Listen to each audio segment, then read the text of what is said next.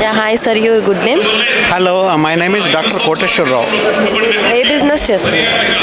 నేను management consulting business చేస్తున్నా. ఈ ఆప్తా కెటలిస్ట్కి రావడం ఎలా అనిపిస్తుంది? ఇక్కడికి వస్తే ఎటువంటి యూజెస్ ఉంటాయి?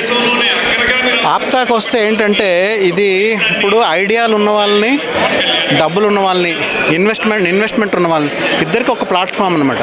ఐడియాస్ ఉన్న వాళ్ళు 10% ఉంటే 90% పీపుల్కి ఇన్వెస్ట్ చేయాలని ఉంటుంది, కానీ ఐడియాస్ ఉండవు. సో ఇక్కడ ఏంటంటే వాళ్ళిద్దరికి కనెక్షన్ చేస్తుంది అనమాట. సో దాని తర్వాత వాళ్ళ కొలాబరేషన్ పెరిగి ఒక కొత్త ఎంటర్ప్రెన్యూర్గా ఎదగొచ్చు. అదనమాట. ఇప్పుడు వచ్చే స్టార్ట్అప్ యంగ్ ఎంటర్ప్రీనియర్స్కి ఎటువంటి message?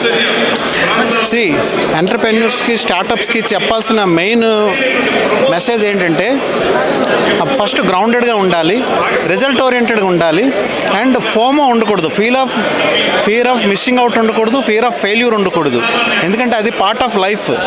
And we have to resilience బాగా పెంచుకొని ఎనీ టైం ఎనీ ఫెయిల్యూర్ వచ్చినా సరే ఐ విల్ బౌన్స్ బ్యాక్ అన్నట్టు ఉండాలి.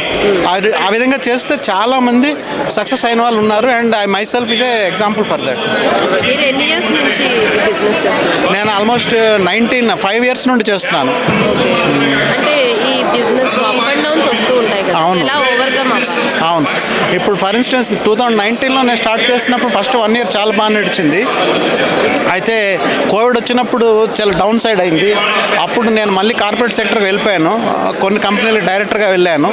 ఆ తర్వాత మళ్ళీ I came back, I started I'm continuing with that passion అనమాట.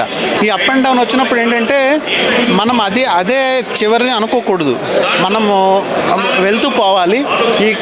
ఈ రోలర్ కోస్టర్ రైడ్లో ఫన్ ఉంటుంది, ఫ్రస్ట్రేషన్ ఉంటుంది, రెండింటిని బ్యాలెన్స్ చేస్తూ పోవాలి. Thank you sir, thank you for your valuable words.